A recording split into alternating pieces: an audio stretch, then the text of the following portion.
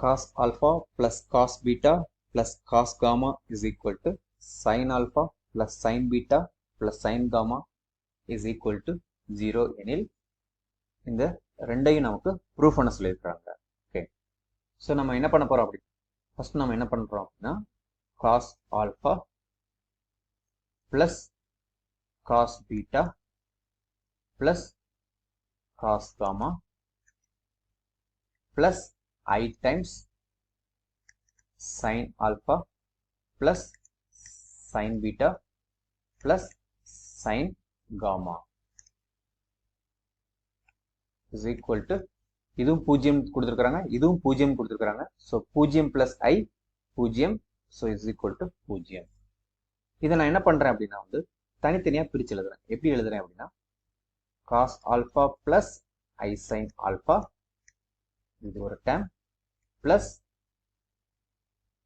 cos beta plus I sin beta plus cos gamma plus I sin gamma is equal to 0.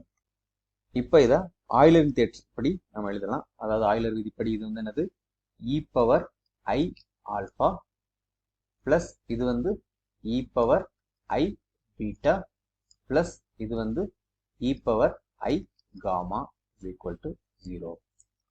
So நமக்கு வந்து என்னதுன்னா ஒரு விதி தெரியும். அதாவது என்ன விதி தெரியும் அப்படின்னா நமக்கு a plus b plus c is equal to 0 அப்படி இருந்தது அப்படின்னா a cube plus b cube plus c cube is equal to 3abc.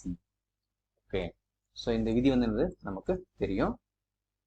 So இதுல வந்து என்னது a அப்படிங்கிறது வந்து என்னது e power I alpha, b அப்படிங்கிறது e power I beta, c அப்படிங்கிறது e power I gamma.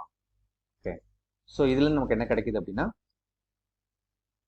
e power I alpha the whole cube plus e power I beta the whole cube plus e power I gamma the whole cube is equal to 3 times e power I alpha times e power I beta times e power I gamma.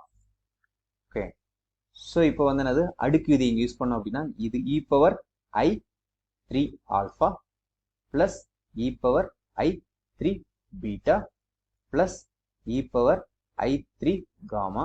இங்கே வந்து என்னது அடுக்கு விதி use பண்ணோம் அப்படின்னா இங்கே 3 e power I times alpha plus beta plus gamma. Okay, இப்போ மறுபடியும் என்னது நாம இங்க cos theta sin theta எழுதிக்கலாம். ஸோ இதுல இருந்து என்ன கிடைக்குது அப்படின்னா cos 3 alpha plus I sin 3 alpha plus cos 3 beta plus I sin 3 beta plus cos 3 gamma plus I sin 3 gamma which is equal to 3 times cos of alpha plus beta plus gamma plus I times sin of alpha plus beta plus gamma. இப்போ நம்ம என்ன பண்ண போறோம் அப்படின்னா மெய்ப்பகுதியும் கற்பனை பகுதியும் தனித்தனியா சமப்படுத்த போறோம். அவ்வளவுதான், நம்மளுடைய ஆன்சர் வந்துருச்சு இங்க. ஸோ இதுல மெய்ப்பகுதி என்னது இங்க cos 3 ஆல்பா பிளஸ் இங்க cos 3 பீட்டா பிளஸ் இங்க cos 3 gamma is equal to இங்க மெய்ப்பகுதி வந்து என்னது 3 cos of alpha plus beta plus gamma. இப்ப கற்பனை பகுதி என்னது இங்க வந்து sin 3 ஆல்பா பிளஸ் இங்க வந்து sin 3 beta plus sin 3 gamma.